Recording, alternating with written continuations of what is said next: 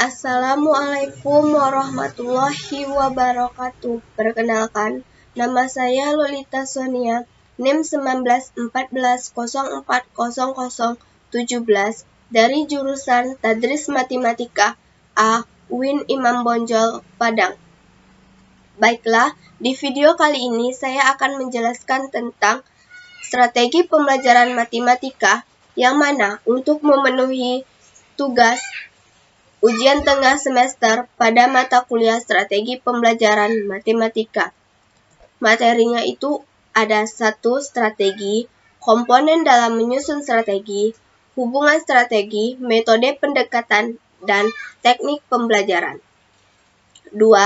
Aliran psikologi tingkah laku. Ketiga, aliran teori psikologi kognitif. 4. Kemampuan dasar mengajar.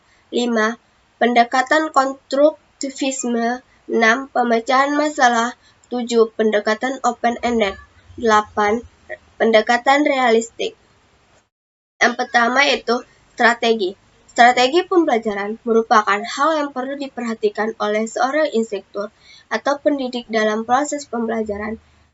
Paling tidak ada 3 jenis strategi yang berkaitan dengan pembelajaran, yakni 1. Strategi pengorganisasian pembelajaran, 2.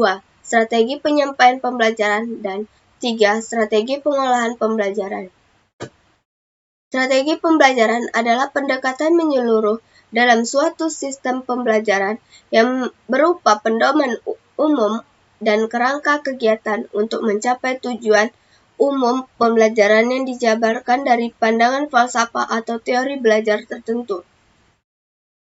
Strategi pembelajaran merupakan suatu kegiatan yang menggunakan teknik atau cara dalam integrasinya dengan peserta didik untuk mencapai tujuan pembelajaran. Dengan demikian, strategi pembelajaran berarti cara dan seni untuk menggunakan sumber belajar dalam upaya membelajar peserta didik yang merupakan suatu pendekatan dalam mengolah kegiatan dengan mengintegrasikan urutan kegiatan, peralatan dan bahan serta waktu yang digunakan dalam proses pembelajaran untuk mencapai tujuan pembelajaran yang telah ditentukan secara aktif dan efisien. Seorang pengajar atau pendidik tentu untuk menyukseskan materi yang disampaikannya itu berhasil dan sampai pada sasaran yang tepat, maka tidak terlepas dari strategi yang tepat. Dalam penggunaan strategi, seorang guru harus bisa menentukan strategi mana yang cocok dipergunakan, sebab ada berbagai macam strategi yang ada. Maka, dapat disimpulkan bahwa strategi pembelajaran merupakan suatu rencana tindakan atau rangkaian kegiatan yang dipilih guru mencakup penggunaan metode dan pemanfaatan berbagai sumber daya yang ditunjukkan untuk siswa yang bertujuan agar tercapainya tujuan pembelajaran. Hal ini bahwa berarti di dalam penyusunan suatu strategi baru, sampai pada proses penyusunan rencana kerja, belum sampai tindakan. Strategi disusun untuk mencapai tujuan tertentu, artinya arah dari semua keputusan penyusunan langkah-langkah pembelajaran, pemanfaatan berbagai fasilitas dan sumber belajar, semua diarahkan dalam mencapai tujuan. Kedua, komponen menyusun strategi. Gulo 2008-9 menyebutkan bahwa yang meliputi komponen strategi pembelajaran atau belajar mengajar antara lain adalah 1. Tujuan pendekatan merupakan acuan yang dipertimbangkan untuk memilih strategi belajar mengajar. Tujuan pengajar yang berorientasi pada pembentukan sikap tentu tidak dapat dicapai jika strategi belajar mengajar berorientasi pada dimensi kognitif. 2. Guru. Masing-masing guru dapat berbeda dalam pengalaman, pengetahuan, kemampuan dalam menyajikan dan mengatur pelajaran, gaya mengajar, hingga pandangan hidup ataupun wawasannya. Perbedaan ini tentunya mengakibatkan adanya perbedaan dalam pemilihan strategi belajar mengajar yang akan digunakan dalam program pengajaran. Ketiga, peserta didik. Di dalam kegiatan belajar mengajar, peserta didik mempunyai latar belakang yang tentunya berbeda-beda, seperti pada aspek lingkungan sosial, lingkungan budaya, gaya belajar, keadaan ekonomi, juga tingkat kecerdasan. Masing-masing aspek tersebut berbeda pada diri sendiri peserta didik. Makin tinggi tingkat kemajemukan masyarakat, makin besar pula perbedaan atau variasi aspek-aspek ini di dalam kelas. Dalam hal ini, perlu dipertimbangkan pula dalam menyusun dan menerapkan suatu strategi belajar mengajar yang tepat. 4. Materi pelajaran. Komponen materi pelajaran dapat dibedakan antara materi formal dan materi informal. Materi formal yaitu isi pelajaran yang terdapat dalam buku teks resmi, misalnya buku paket di sekolah, sedangkan materi informal merupakan bahan pelajaran yang bersumber dari lingkungan sekolah yang bersangkutan. Komponen ini merupakan salah satu masukan yang sangat perlu dipertimbangkan dalam strategi belajar mengajar. 5. Metode pengajaran. Ketepatan pemilihan metode dapat mempengaruhi bentuk strategi belajar mengajar. 6. Media pengajaran. Keberhasilan program pengajaran tidak berdasarkan dari canggihnya tidaknya media pembelajaran yang dipakai, namun dari ketepatan dan keefektifan media yang dipilih dan digunakan oleh guru. 7. Faktor administratif dan finansial. Yang termasuk dalam komponen ini antara lain misalnya adalah jadwal pelajaran, kondisi gedung dan ruang untuk belajar dan sejenisnya. Pertimbangan dalam perencanaan hingga pelaksanaan strategi belajar mengajar mutlak harus memperhatikan komponen-komponen di atas. Salah pertimbangannya maka dapat mengakibatkan strategi belajar mengajar yang telah direncanakan dapat mengganggu proses pembelajaran yang dilakukan. Hubungan strategi, metode pendekatan, dan teknik pembelajaran. Apabila antara pendekatan strategi, metode, teknik, dan bahkan taktik pembelajaran sudah terangkai menjadi satu kesatuan yang utuh, maka terbentuklah apa yang disebut dengan model pembelajaran. Jadi, model pembelajaran pada dasarnya merupakan bentuk pembelajaran tergambar dari awal sampai akhir yang disajikan secara khas oleh guru. Dengan kata lain, model pembelajaran merupakan bungkus atau bingkai dari penerapan suatu pendekatan, metode, dan teknik pembelajaran. Aliran psikologi tingkah laku. Psikologi tingkah laku dapat dipelajari dengan berbagai cara, di antaranya dengan memperhatikan, menghayati, menerapkan apa yang terjadi dalam proses kejiwaan. Pandangan belajar menurut aliran tingkah laku tidak lain adalah perubahan dalam tingkah laku sebagai akibat dari integrasi antara stimulus dan respon. Adapun penganut psikologi tingkah laku yaitu teori Tenderkite, teori Skinner, teori Ausubel, teori Gagne, teori Pavlov, teori Baruda, aliran latihan mental. Yang pertama, menurut teori Tenderkite, dasar terjadinya belajar adalah pembentukan hubungan antara stimulus dan respon. Teori belajar stimulus respon yang dikemukakannya disebut juga koneksionisme. Tenderkite mengemukakan 3 hukum yang mengakibatkannya timbulnya stimulus respon, yaitu 1. Hukum kesiapan, law of readiness. 2. Hukum latihan, law of exertion. 3. Hukum akibat, law of effect. Hukum kesiapan menerangkan bagaimana kesiapannya seorang siswa dalam melakukan suatu kegiatan. Hukum latihan pada dasarnya mengungkapkan bahwa stimulus dan respon akan memiliki hubungan satu sama lain secara kuat jika proses pengulangan sering terjadi. Hukum akibat menyatakan bahwa suatu tindakan akan menimbulkan pengaruh bagi tindakan yang serupa. 2. Pavlov terkenal dengan teori belajar klasik, dan menurutnya sesuatu kalau dilakukan secara terus-menerus akan menjadi kebiasaan. 3. Baruda terkenal dengan belajar menirunya. Menurut Baruda, seorang siswa belajar karena melihat orang lain juga belajar, terutama yang ditiru itu adalah gurunya. 4. Skinner menyatakan bahwa ganjaran atau penguatan mempunyai peranan yang penting dalam belajar. Ganjaran merupakan respon yang sifatnya menggembirakan dan merupakan tingkah laku yang sifatnya subjektif. sedangkan penguatan merupakan sesuatu yang mengakibatkan meningkatnya suatu respon dan lebih mengarahkan kepada hal-hal yang sifatnya dapat diamati dan diukur. 4. Skinner menyatakan bahwa ganjaran atau penguatan mempunyai peranan yang penting dalam belajar. Ganjaran merupakan respon yang bersifatnya menggembirakan dan merupakan tingkah laku yang sifatnya subjektif, sedangkan penguatan merupakan sesuatu yang mengakibatkan meningkatnya suatu respon dan lebih mengarahkan kepada hal-hal yang sifatnya dapat diamati dan diukur. 5. Ausubel terkenal dengan teori belajar bermakna, yaitu suatu proses belajar di mana informasi baru dihubungkan dengan struktur pengertian yang sudah dipunyai seseorang yang sedang belajar. 6. Menurut Gagne, dalam belajar matematika ada dua objek yang dapat diperoleh siswa, yaitu objek langsung dan tak langsung. Objek langsung adalah berupa fakta, keterampilan, konsep dan aturan, sedangkan objek tak langsung antara lain kemampuan menyelidiki dan memecahkan masalah, belajar mandiri, bersikap positif terhadap matematika, dan tahu semestinya belajar. Belajar menurut Gagne dikelompokkan menjadi 8 tipe, yaitu belajar bersyarat, stimulus respon, rangkaian gerak, rangkaian verbal, membedakan, pembentukan konsep, pembentukan aturan, dan pemecahan masalah. Aliran teori psikologi kognitif.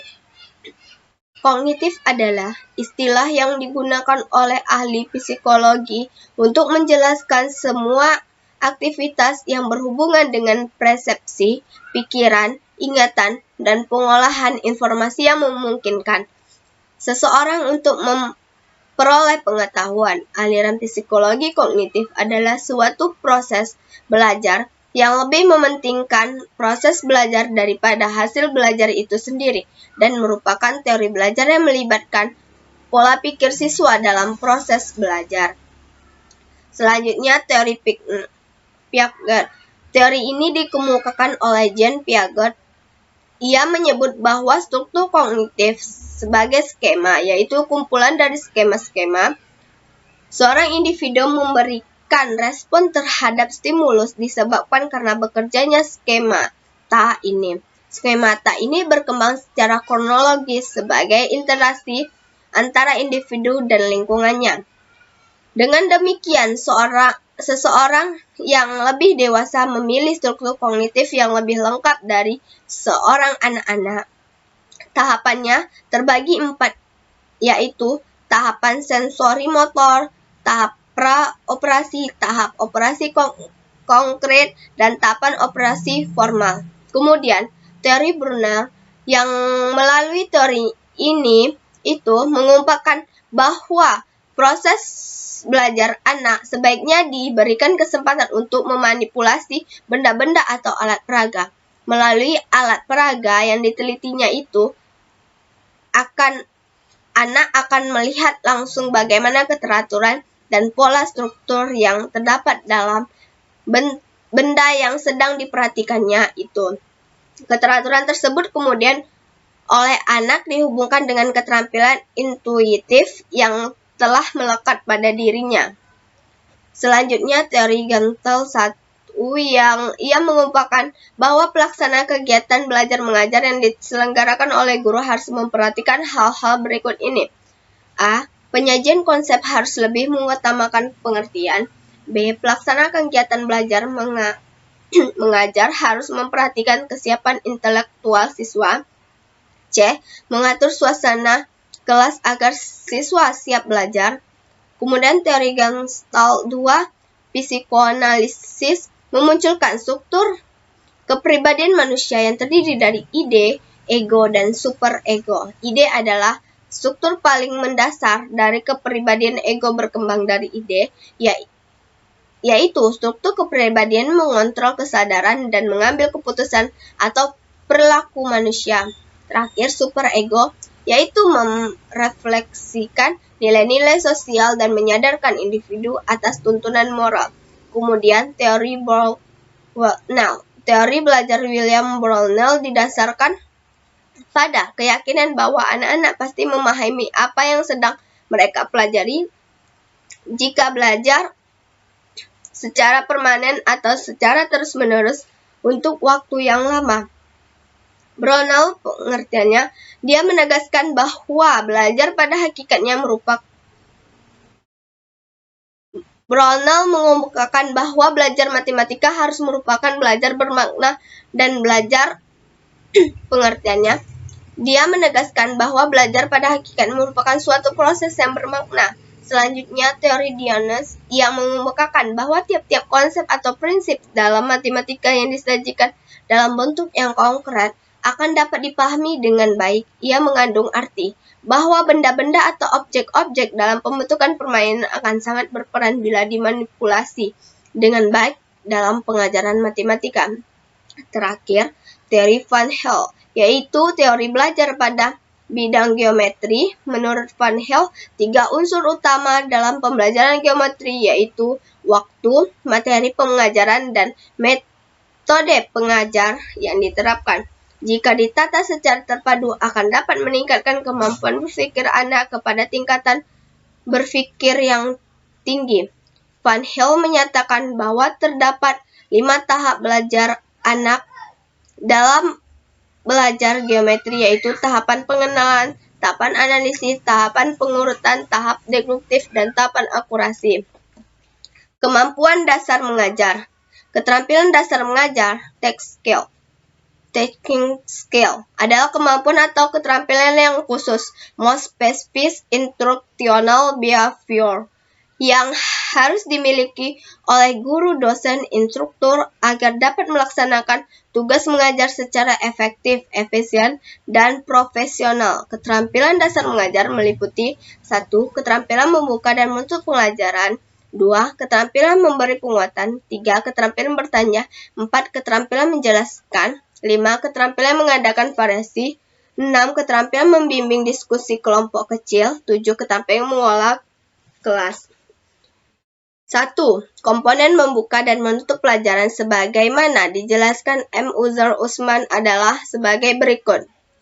A. Menarik perhatian siswa. B. Memberi acuan melalui berbagai usaha. C. Memberikan apresiasi. D. Meninjau kembali pengusahaan materi pokok dengan merangkum hasil pembelajaran. E. Melakukan evaluasi. 2. Penguatan adalah segala bentuk respon, apakah bersifat verbal maupun non-verbal. Penguatan ini merupakan bagian dan modifikasi tingkah laku guru terhadap tingkah laku siswa yang bertujuan untuk memberi informasi atau umpan balik bagi siswa atas perbuatannya sebagai suatu tindak dorongan atau koreksi. 3. Keterampilan menggunakan variasi merupakan keterampilan guru dalam menggunakan bermacam kemampuan dalam mengajar untuk memberikan rangsangan kepada siswa agar suasana pembelajaran selalu menarik, sehingga siswa bergairah atau antusias dalam menerima pembelajaran dan aktivitas belajar. Mengajar dapat berlangsung secara efektif. 4.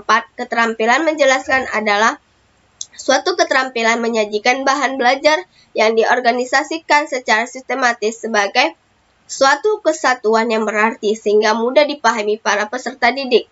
5. Keterampilan bertanya adalah suatu pengajaran itu sendiri, sebab pada umumnya guru dalam pengajaran melibatkan atau menggunakan tanya jawab. 6. Diskusi adalah suatu proses belajar yang dilakukan dalam kerja sama kelompok bertujuan memecahkan suatu permasalahan, mengaji konsep, prinsip, atau kelompok tertentu. Pendekatan konstruktivisme. Pembelajaran konstruktivisme menjelaskan bahwa siswa harus menemukan dan mencari sendiri informasi dengan dasar pembelajaran harus dikemas ke dalam proses membangun pengetahuan daripada menerima, sehingga siswa harus aktif dan kreatif dengan berbagai masalah yang ada saja, sedangkan guru hanya sebagai panduan dan fasilitator saja. Tujuan dari konstruktivisme sebagai berikut. 1. Adanya motivasi untuk siswa untuk bahwa belajar adalah tanggung jawab siswa itu sendiri. 2. Membantu siswa untuk mengembangkan wawasan dan pemahaman konsep secara penuh. 3. Lebih menekankan pada proses belajar bagaimana untuk mempelajarinya. Di dalam kelas konstruktivis, para siswa diperdayakan oleh pengetahuannya yang berada dalam diri mereka. Mereka berbagi strategi dan penyelesaian debat antara satu dengan lainnya, berpikir secara kritis tentang cara terbaik untuk menyelesaikan masalah. Beberapa prinsip pembelajaran dengan pembelajaran konstruktivisme diantara bahwa observasi dan mendengar aktivitas dan pembicaraan matematika siswa adalah sumber yang kuat dan petunjuk untuk mengajar, untuk kurikulum, untuk cara-cara di mana pertumbuhan pengetahuan siswa dapat dievaluasi. Kesimpulan, yaitu teori konstruktivisme merupakan teori belajar yang menuntut peserta didik mengkonstruksi kegiatan belajar dan mentransformasikan informasi kompleks untuk membangun pengetahuan secara mandiri dan inisiatif. Model pembelajaran yang dapat diaplikasikan dalam proses belajar mengajar sesuai dengan pengembangan teori konstruktivisme, yaitu discovery learning, reception learning, ascertain learning, active learning, contextual learning, dan quantum learning. Berdasarkan pembahasan dapat ditarik kesimpulan sebagai berikut. 1. Pelaksanaan pembelajaran dengan pendekatan konstruktivisme dan penggunaan model pembelajaran discovery learning dalam mata pelajaran sosiologi dapat meningkatkan aktivitas peserta didik. 2. Pelaksanaan pembelajaran dengan pendekatan konstruktivisme dan penggunaan model pembelajaran discovery learning dan mata pelajaran sosiologi dapat meningkatkan kompetensi atau hasil belajar peserta didik. 3. Esensi dari pembelajaran model pembelajaran discovery learning adalah tanggung jawab individu dan kelompok, sehingga dalam diri peserta didik terbentuk sikap ketergantungan positif yang menjadikan kerja kelompok berjalan optimal. Keadaan ini mendorong peserta didik dalam kelompok belajar bekerja dan bertanggung jawab dengan sungguh-sungguh sampai selesai tugas-tugas individu dan kelompok. Pemecahan masalah.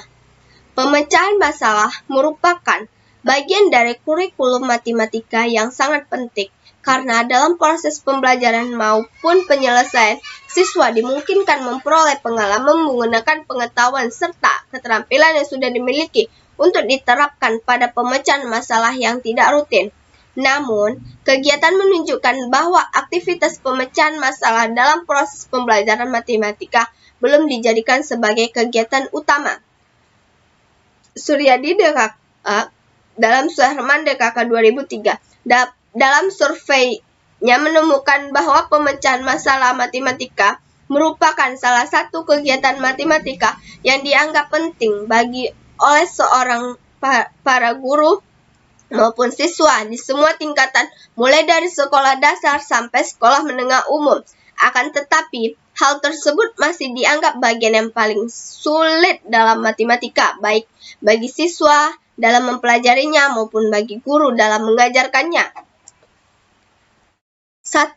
Problem solving adalah suatu metode pembelajaran yang memusatkan pada pengajaran dan keterampilan pemecahan masalah yang diikuti dengan penguatan keterampilan. K.L. Pepkin 2004. 2. Menurut Polya dalam Suherman DKK 2003, solusi soal pemecahan masalah memuat 4 langkah fase penyelesaian, yaitu A. Memahami masalah, B. Merencanakan penyelesaian, C. Masalah sesuai rencana, D. Melakukan pengecekan kembali terhadap semua langkah yang telah dikerjakan.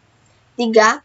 Ciri-ciri pendekatan pemecahan masalah yaitu A. Diawali dengan masalah yang tidak rutin, B. Mempunyai penyelesaian yang berbeda, C. Untuk dapat menyelesaikan suatu permasalahan, seseorang harus memiliki banyak pengalaman. 4. Beberapa strategi pemecahan masalah yang mungkin diperkenalkan yaitu A. Strategi it out, B. Membuat gambar dan diagram, C. Membuat pola, D. Membuat tabel.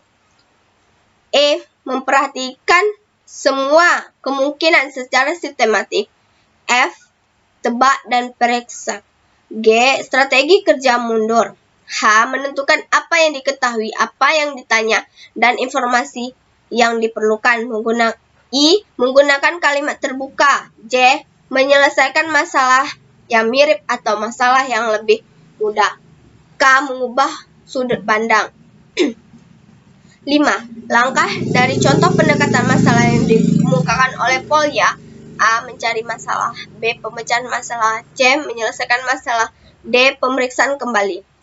6. Kelebihan dan kekurangan pendekatan pemecahan masalah. A. Kelebihannya yaitu yang pertama, materi pembelajaran lebih dapat diterapkan, more applicable, dalam kehidupan siswa di luar pengajaran kelas atau dalam situasi baru yang belum familiar. 2. Melatih dan membiasakan siswa untuk berani, taking out of the book.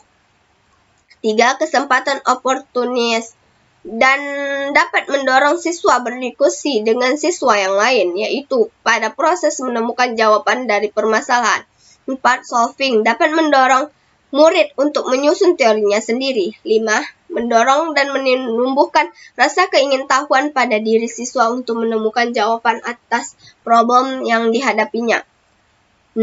Problem solving. Ini perlu dibiasakan pada diri siswa sebab kenyataan hidup manusia pada hakikatnya memerlukan keahlian ini untuk memecahkan secara cerdas serangkaian problem yang dia hadapi. B. Kekurangan. 1. Beberapa pokok bahasan sangat sulit untuk menerapkan metode ini. 2. Memerlukan alokasi waktu yang lebih panjang dibandingkan dengan metode pembelajaran yang lain. 3. Kalau di dalam kelompok ini, kemampuan anggotanya heterogen, maka siswa yang pandai akan mendominasi dalam diskusi, sedang siswa yang kurang pandai menjadi pasif sebagai pendengar saja. Pendekatan open-ended. Pendekatan open-ended merupakan pendekatan pembelajaran yang berorientasi pada proses dan problem-ended. Pendekatan pembelajaran ini membawa siswa dalam menjawab permasalahan dengan banyak cara dan mungkin banyak jawaban yang benar sehingga mengundang potensi intelektual dan pengalaman peserta didik menemukan sesuatu yang baru. Manfaat pendekatan pembelajaran open-ended selain mencapai standar kompetensi adalah mengembangkan kegiatan kreatif dan pola pikir matematis peserta didik melalui problem solving, mengembangkan keterampilan proses, memberi kesempatan peserta didik berpikir dengan bebas sesuai dengan kemampuannya, melatih siswa mendengarkan dan menghargai pendapat orang lain, dan mengembangkan pembelajaran integratif dan menyenangkan. Melalui pendekatan open-ended dalam pembelajaran matematika, kemampuan peserta didik baik ranah kognitif, psikomotor maupun afektif dapat dimaksimalkan. Namun,